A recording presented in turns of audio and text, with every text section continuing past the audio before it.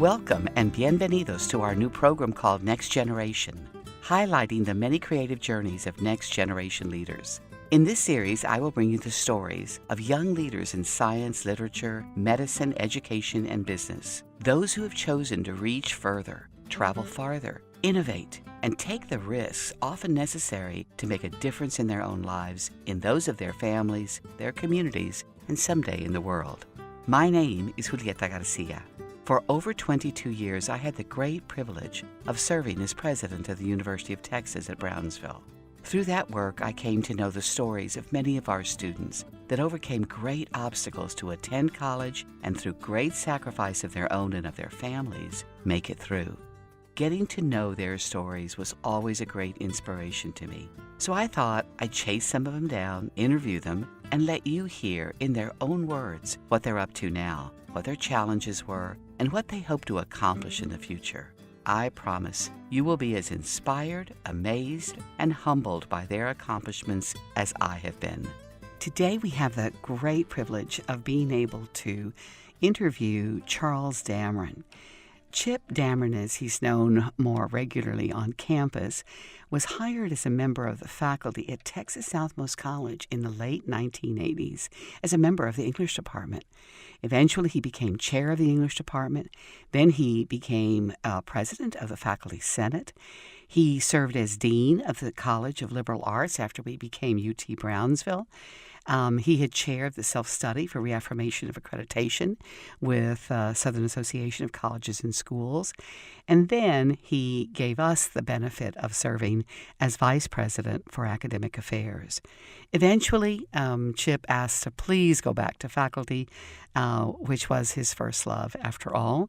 And so he went back to teaching again after authoring over 10 books of poetry. Chip has been awarded many recognitions, including a Teaching Excellence Award, but most recently he was invited to become a member of the Texas Literacy Society.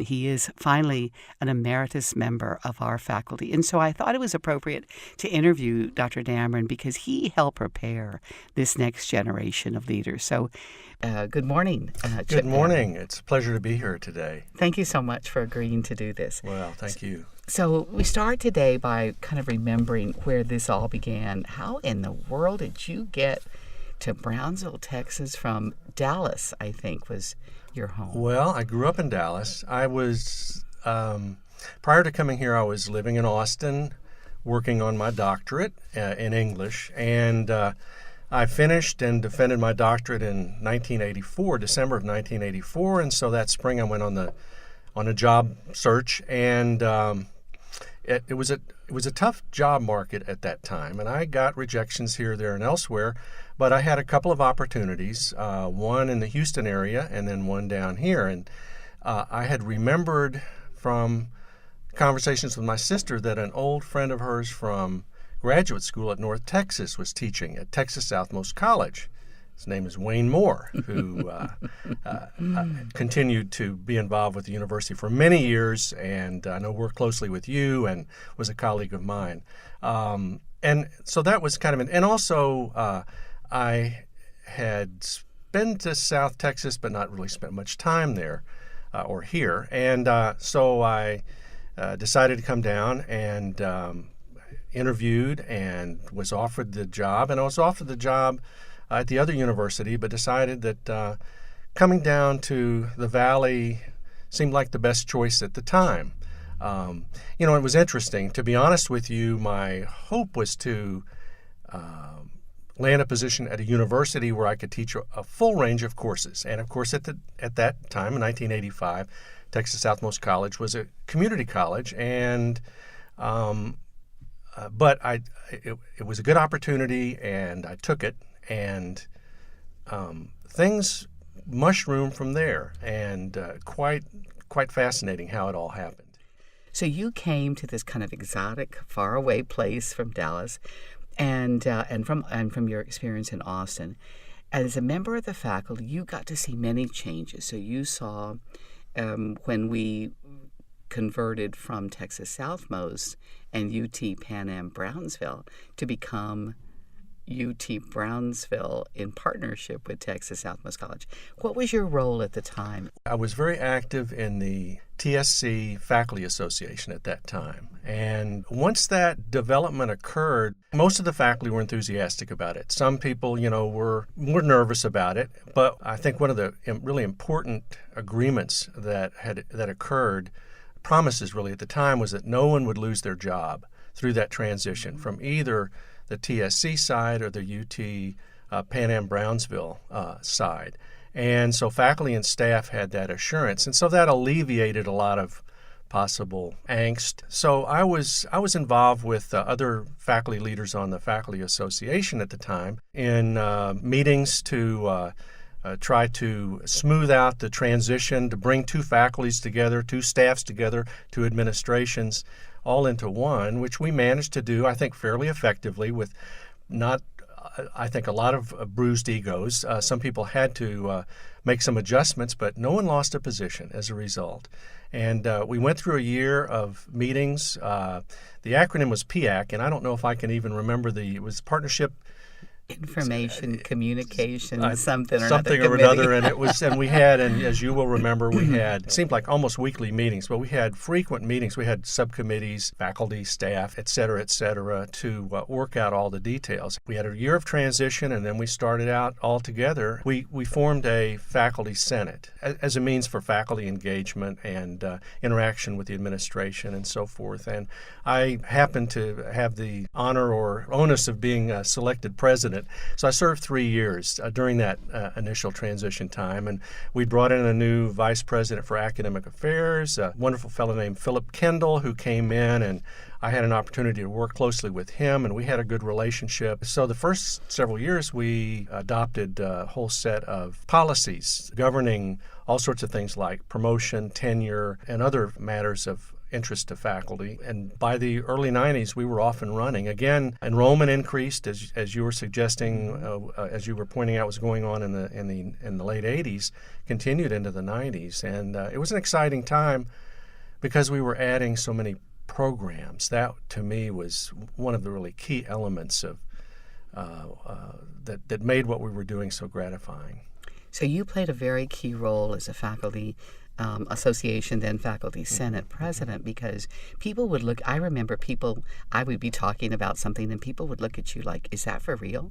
Do you really agree that we were moving in the right direction? Of course, none of us knew what was ahead of us, but we all believed that we were doing the right thing for the right reason and that we would fulfill those promises that we had made of making sure that people were better off after than before, and that we would be providing more academic programs and available for the people of the community. So that was our drive, and you were key. You were key to that. I remember calling you the day before some announcement and saying, "Okay, Chip, here's what I can tell you, and you got to ride this wave with me." And you never seemed to hesitate. You listened carefully and made your own judgments, and then proceeded to move in a direction that kept you honest with the faculty and me honest in trying to fulfill our those expectations. Okay. Well, I think we had good faith on all sides. I mean, that was key.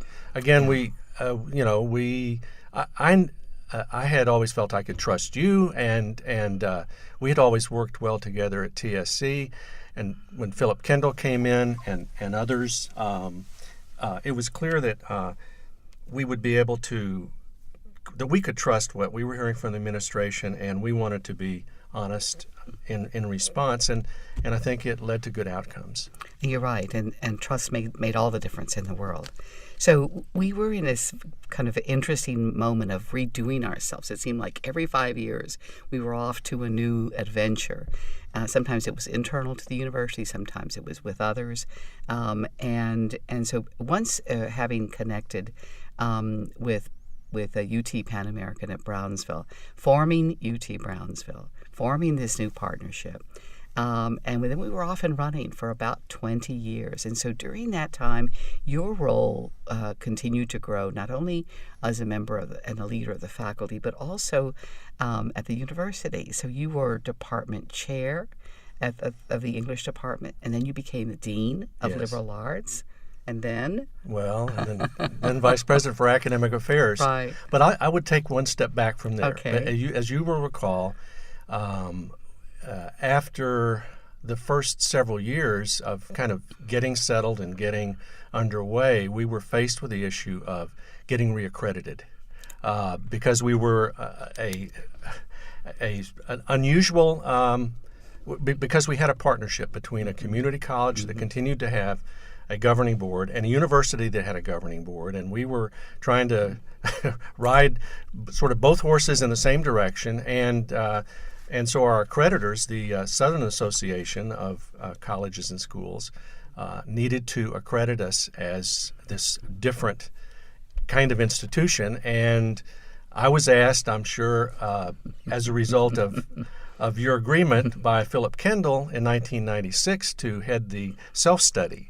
And I go back to that because it was important for the institution to succeed with that step. And so for a year and a half, we conducted a thorough self-study, and we put together a report, and we had visiting team come. It was, to my knowledge, the first time that the Southern Association had put together a visiting team of community college folks and university folks, and they came, they reviewed us, and they said, what you're doing is working, and keep it up. And we had... we don't understand it, but it seems to be working.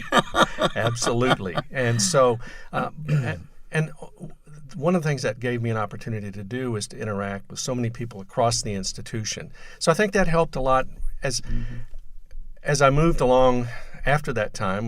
We finished that in 1998. And then in the early 2000s, I became a department chair and then became a dean a few years after that. I felt comfortable in those roles, largely because I already worked with lots of people in a variety of ways, not only faculty, but administrators and lots of staff members. And so I much appreciated the opportunity to have that more expansive experience here. Chairing the self-study for reaffirmation of accreditation, and in particular ours because of the unique partnership that we were in, is probably the best quasi-doctoral program that anyone could ever take, in how things work at universities and what counts and what matters in terms of criteria and standards with SACs. And I continue to tell those stories about, if you really want to learn what an institution's about, and if you want to prepare yourself for an administrative position, volunteer for the job nobody else wants. And that's with the self-study for reaffirmation of accreditation. You learn it all, more than you want to know. Well, that's true. That's true. But it was so valuable to me, and it was gratifying that again, not that all I did, I was kind of like the band leader or whatever, raising with my baton, sort of asking people to do their work. We had a number of committees that were looking into all sorts of matters across the institution, and just to sort of make sure they were on task and encourage them and be supportive, and the result was success for the institution, and it gave us 10 years to continue to do what we wanted to do and felt needed to be done here, to again expand opportunities for students, which was critical. I'll also mention, I can remember at a point in the late 80s when I talked to students, who I had in sophomore classes, because then they were going to be leaving TSC, and a lot of them would continue on and take classes at the Pan Am Brownsville, with Pan Am Brownsville, which was on the TSC campus, so they didn't have to go somewhere else. It was just down the hall or across to another building. And I talked to them, though, about what their goals were, what they wanted to major in for four-year programs. And I can remember students who were sort of sad that while they were really enthusiastic about physics or psychology or one field or another, Pan Am Brownsville didn't offer bachelor degrees in those subjects. And so, they would say, well, I guess maybe I'll go into something else. And I thought, it's just a shame. Or I have to leave, virtually leave the valley to, or at least leave the lower valley to continue with their interest. And for many students, that just wasn't feasible. And so it was, to me, it was just a wonderful experience for us to expand so rapidly the number of bachelor degrees, master degrees, and then eventually move into doctoral degrees. So how how interesting that you came down to teach English to this kind of exotic place, and then ended up helping develop and nurture and grow the brand new university. And none of us would have imagined that that would have been our role. We were first and foremost teachers of a field, and then we're kind of enticed into other new roads because the needs were so great here, and all of us felt some sort of compulsion to meet those needs in whatever. We weren't sure how to do it quite yet, but we knew that we had to respond to that call, and it was wonderful that you stepped out of what you had begun to do as a profession. But let's talk about that now, because at the same time you're still a professor of English. That's what your love is, and you're becoming a poet. When did Charles Dameron, become a poet? Well, I started writing poetry when I was in college, an undergraduate, and the poems weren't very good. But as I've told writing students in poetry classes that I've taught, creative writing classes, you need to write a number of poems to learn how to write poems and to learn what poems are for you. And it's just like someone going into art. Your early paintings are probably not going to be ones that museums are going to be interested in, or even anyone to purchase. But you have to go through a process of learning. And so, I still have those poems. I don't really go back and look at them right now, but I've got them. One day I'll pull them out again. I do every so often. But I guess really in graduate school, I became, I think, more proficient at my craft, and I started having some success sort of locally, and I started getting some poems published in some regional publications, which is kind of the smartest way to go. The Poetry Magazine and the New Yorker are probably not going to be interested in poems by people who have not yet established their credentials.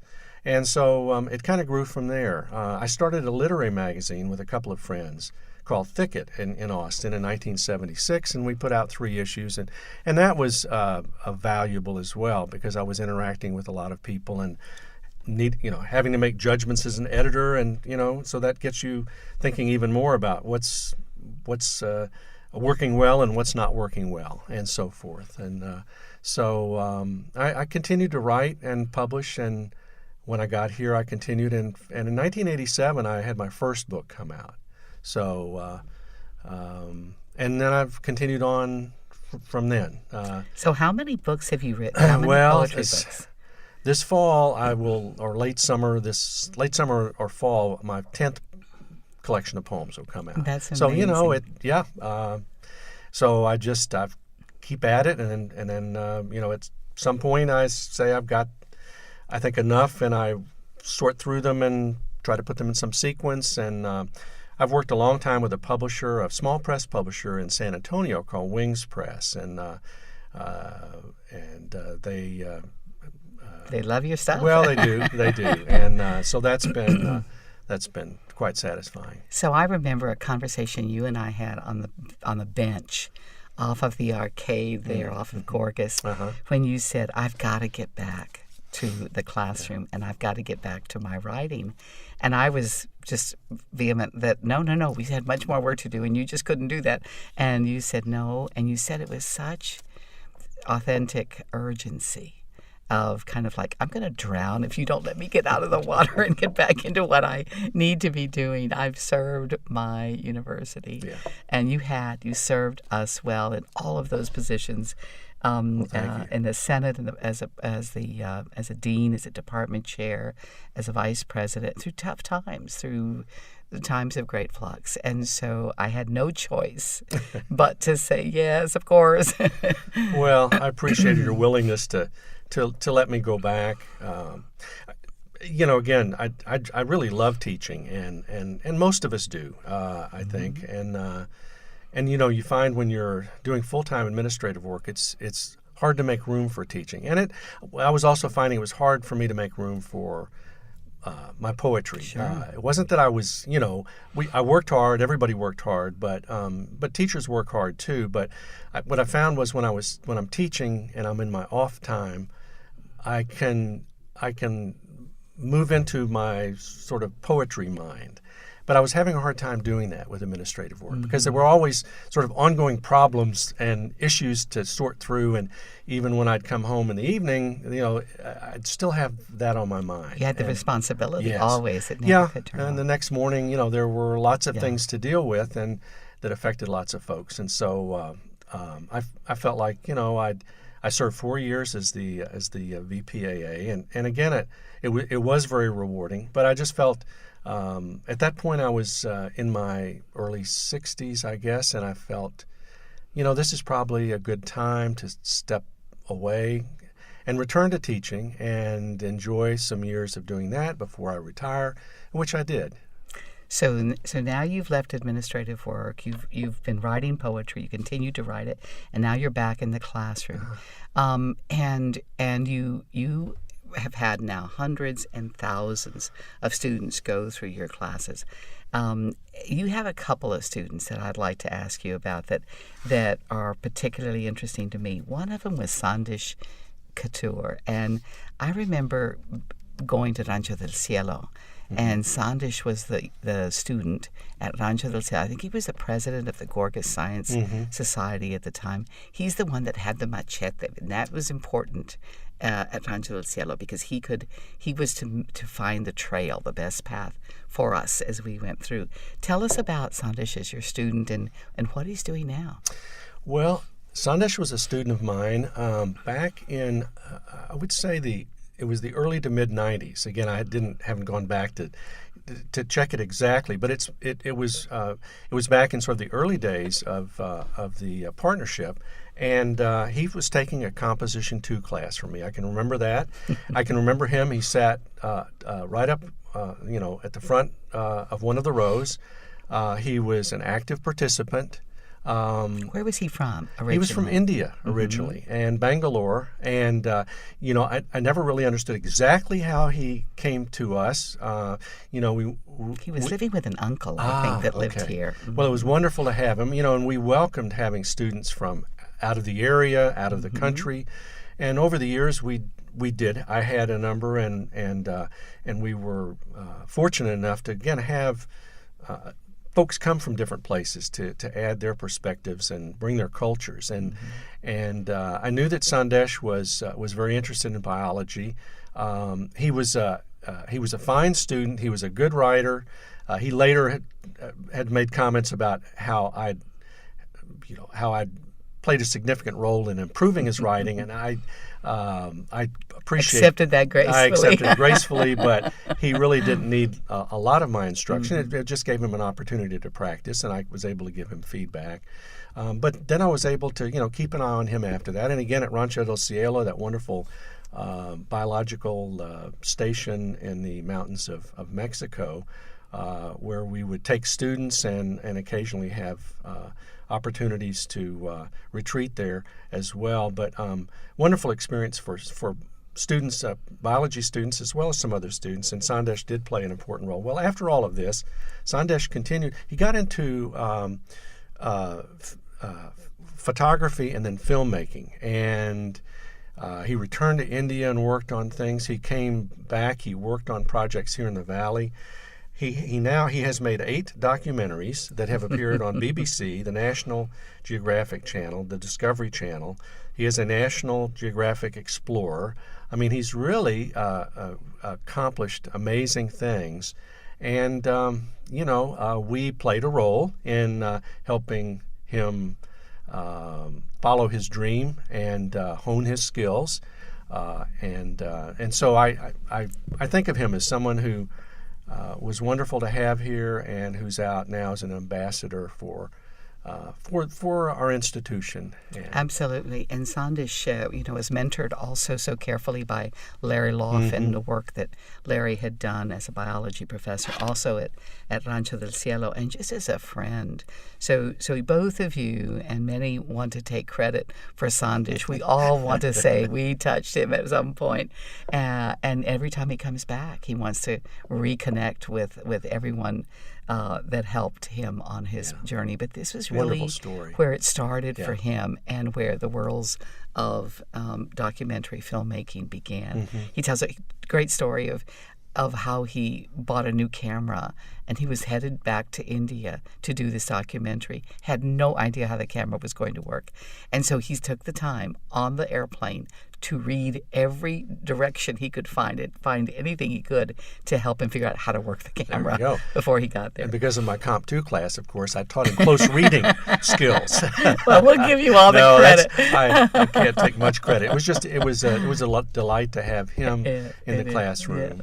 Yes. He's a good guy. Yeah. So then you had another student that took a completely different pathway, and her name was Anissa Longoria. Yeah, Anissa, and she's from the Valley, and so she's one of our folks, youngsters in the area who chose to come to UTB TSC, and she had taken an undergraduate literature class from me. She actually was she got her bachelor's degree in psychology, so that was where she did most of her coursework, but she was very interested in literature. She did, I guess, I think as a senior, had taken one of my upper level classes, and then when she got her bachelor's degree, she decided she had a number of other courses in upper level English. She decided to pursue a master's in English. But she had this strong background in psychology as well. And so she did her coursework, and she asked me if I would help direct her thesis. And I did. I worked also with Jose Garza, a wonderful colleague in English. And the two of us worked closely with Anissa, and it was interesting what she did. She did a study of a novel by Jack London called The Sea Wolf, and what she did was she applied one of Abraham Maslow's theories to the main character of the sea wolf, and it was there was originality to it. It was very effectively done, and we were very happy for her. She loved, and we also knew that she loved to do research. I mean, clearly in her graduate work and particularly in her thesis, I could see that. And so then there was a question about what was she going to do. And so she said, well, I've always been interested in the FBI and the work that they do. And she said, that's what I'm going to apply for. Well, she did. She was hired by the FBI and has made a career of it. And today she is an intelligence analyst with the National Gang Intelligence Center at FBI headquarters in Washington, D.C. She's an expert in Hispanic gang culture, and she gives talks around and lends her expertise to addressing some very serious issues that we have in this country. Isn't that fascinating how someone can start out with a degree in psychology, a master's in English, and merge those two fields to create yet something by her own really creation, prepares her for something that she's always kind of innately be interested in. We're going to have to follow up with both Sandesh and with Anissa. So they're exemplars of just two of the hundreds and hundreds of students that you've had. I run into people all the time that remember their days at UTB, and of course I get all credit and all blame for things. But what I enjoy the most are when someone says, "And is so and so professor still there? He made all the difference in my journey." And you were one of those professors that constantly gets that I get credit for. Thank you for allowing us to have people like Charles Dameron. He was wonderful. He helped me so much. So just know that I get some of your accolades. Well, thank you. And I welcome them all. So we're going to now transition to Dr. Chip Dameron, as a poet. And I'd like to ask you if you would do us the great honor of reading one of your short poems called The Reading Room. I'd be delighted to. This is based on an experience I had one summer. It was a graduate class. It was just it was a small class, and it was just a wonderful group because you're meeting every day. You know, you have that ongoing contact. And so the poem comes out of that experience, called The Reading Room. Far bigger than we need, desks for 40 or 50. We take a dozen and circle in on ourselves. Day by day, we listen to the voices that break out from the page, each shard of sound part of the mystery of why we gather at all. Maybe we are sitting by a stream, hearing as one the rippled rush of water again and again. Let us now bless the ventriloquists who fill out the room, who give us the ripened bounty of their verbing. May we turn our own tongues into trumpets and piccolos. May we tell of what we see and do not see as we feel our way along the banks of our living in the dark.